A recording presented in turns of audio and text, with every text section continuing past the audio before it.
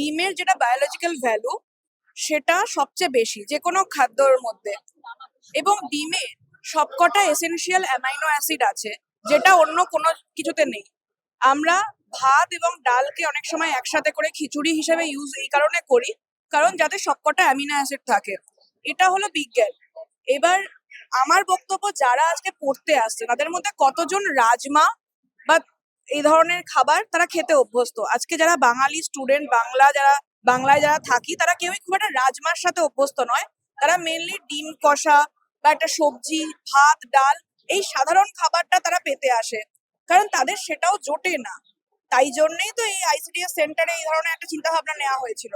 কিন্তু সেটাকেও একটা ধর্মীয় রাজনীতিকরণ, একটা মেরুকরণ, ধর্মীয় একটা দিক সেটা তুলে ধরা, এগুলোর তো কোনো দরকার আমার তো মনে হয় না। যদি টাকার পরিমাণটা বাড়ানো যেত, যদি বরাদ্দ বাড়ানো হতো, তাহলে তো ডিম ইজিলি সেখানে ইনক্লুড করা যেত। কিন্তু সেটা না করে একটা ধর্মীয় দিক তুলে আনা, এটাকে কখনোই সমর্থন করি না। এবং সবচেয়ে বড় কথা, ধর্মীয় দিক, রাজনীতি সবকিছু যদি সরিয়ে রাখি, অ্যাজ আ ডায়েটিশিয়ান আমি এইটুকু বলতে পারি যে বায়োলজিক্যাল ভ্যালু সবচেয়ে বেশি ডিমের আছে।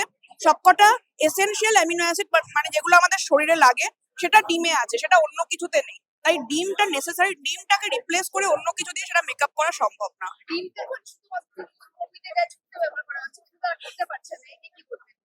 দেখুন, এই যে ডিম কালচার যেটা ওনারা শুরু করেছেন, এটাকে আমি প্রতিবাদ করি।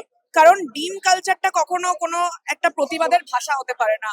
প্রতিবাদ হবে অহিংস আন্দোলনের মাধ্যমে, প্রতিবাদ হবে যেটা কোর্ট চত্বরে গিয়ে তার বিরুদ্ধে কোনো মামলা করা হোক, সে যদি দোষী হয় সে শাস্তি পাক, আইনের পথে চলুক, সংবিধানের পথে চলুক।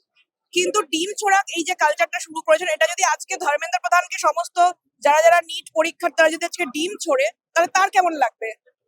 সেম জিনিস এখানে যেটা করা হচ্ছে, এটাকে কখনোই সমর্থনযোগ্য নয়।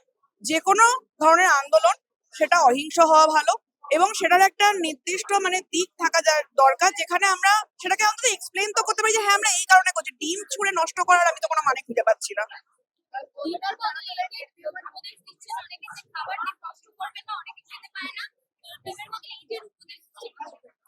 দেখুন, প্রথম কথা হলো যে ডিম, ইট কোনোটাই তো তাকে দেয়ার ছড়িয়ে তাকে কোনো সমাধান কি হবে? কেউ যদি আজকে কোনো দুর্নীতির সাথে যুক্ত থাকে, কেউ যদি কোনো অন্যায় করে থাকে, তাহলে তাকে শাস্তি দেওয়া হবে কোর্টের মাধ্যমে। তাকে ডিম ছুঁড়ে আমার কি হবে? ডিম ছুঁড়বে, সে নেক্সট দিন আরেকটা জামা কাপড় পরে চলে আসবে। কিন্তু তার ফলে আরো যারা পুলিশ অফিসার যারা তাদেরকেও ডিম খেতে হচ্ছে। তো আমার তো সবচেয়ে বেশি খারাপ লাগছে পুলিশ অফিসারদের জন্য, বা মিডিয়ার নিউজ রিপোর্টার যারা তাদের জন্য খারাপ লাগে, তাদেরকেও ডিম খেতে হচ্ছে। আরে অদ্ভুত ব্যাপার, একজন অন্যায় করেছে, তিনজন ডিম খাবে নাকি? তিনজন ইট খাবে নাকি? এটা তো কখনো একটা সলিউশন হতে পারে না। সলিউশন একটাই হতে পারে, সেটা হলো যে যে কোনো মূল্যে যারা যদি অন্যায় করে থাকে তাদেরকে শাস্তি দিতে হবে, আইনের পথে চলে, সংবিধানকে মাথায় রেখে।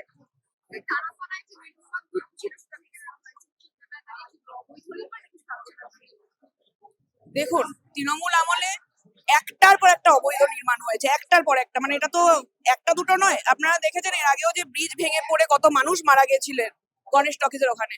তো এগুলো কোনো নতুন বিষয় না। এই যে দুর্নীতি, আজকে হঠাৎ করে যারা করেছে এই দুর্নীতি, তাদেরকে ভালো তৃণমূল বলে হঠাৎ করে বিজেপিতে নিয়ে নেওয়া হয়েছে। এই যে একটা ওয়াশিং মেশিন কালচার, এটার বিরোধিতা সব জায়গায় করা দরকার।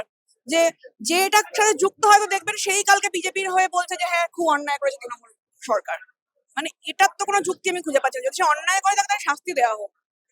এবং এই ধরনের অন্যায় অনেক আছে, এগুলোকে যেন ভালো তৃণমূল বলে, এগুলোকে যেন ঋতব্রত বন্দ্যোপাধ্যায় যিনি আছেন তার টিমের মেম্বার বলে তাদেরকে যেন ছাড় না দেওয়া হয়, এটা ভীষণ ইম্পর্টেন্ট। কারণ এটা যদি না করা হয় না, ধরুন দিনের পর দিন একটা অন্যায় করা হচ্ছে, তারপর সেই আরেকটা দল চেঞ্জ হচ্ছে, আবার সেই অন্যায় যারা করেছে তারা প্রশ্রয় পেয়ে যাচ্ছে, এটা কখনো কালচার হতে পারে না, অন্তত বাংলার।